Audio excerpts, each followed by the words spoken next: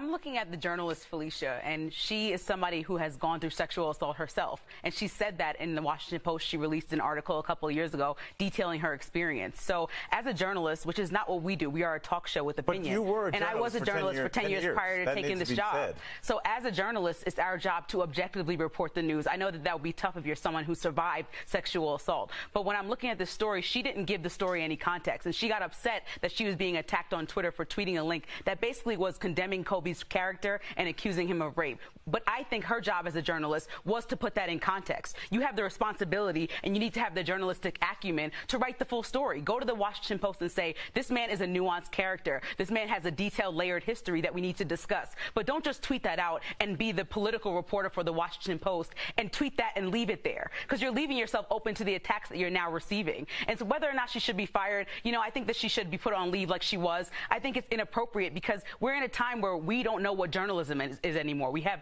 our president that attacks journalists. We have TMZ that broke the news to Vanessa Bryant that her husband passed away. You know, what are we doing now that we need to look at ourselves, people who call themselves journalists? We have journalists attacking a 7-year-old child, which is Blue Ivy, and we look at them calling out her characteristics. We need to do better altogether as journalists. And I look at this woman and I say it was your responsibility just to do better and give it more time than 2 hours after the man passes away to say what you think about him if it's negative. And, you know, don't hide behind somebody else's article. I stand behind a journalist named Jillian Sheldon. She sat at that Kobe trial for 6 weeks. She followed it in Colorado, in and out, stayed there, interviewed all the lawyers, interviewed the woman who was accusing him. And she said, how can we use someone's worst day on this earth as a referendum on their character in totality? And we can't, because just like Kobe, we all have flaws and we're all layered individuals. And we've seen this story time and time again, too many times when it's a black man and a white woman that's an accuser, when that's the story and it goes down and he just goes and gets convicted by the public jury.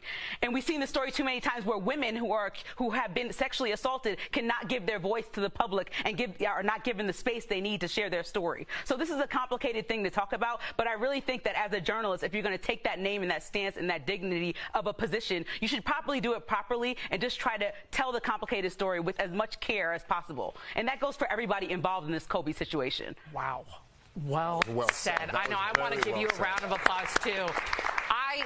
I hope everybody out there that's having this argument right now on Twitter, because I see it brewing and I see such vitriol, and I get it because of the beloved man that Kobe is, and I stand with you.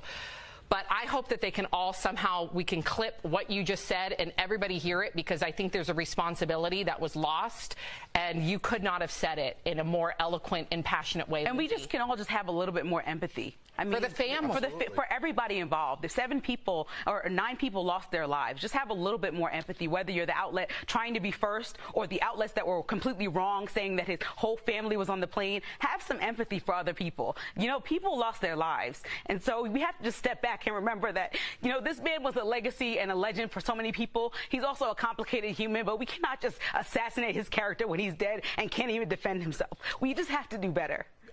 That was Amen. Really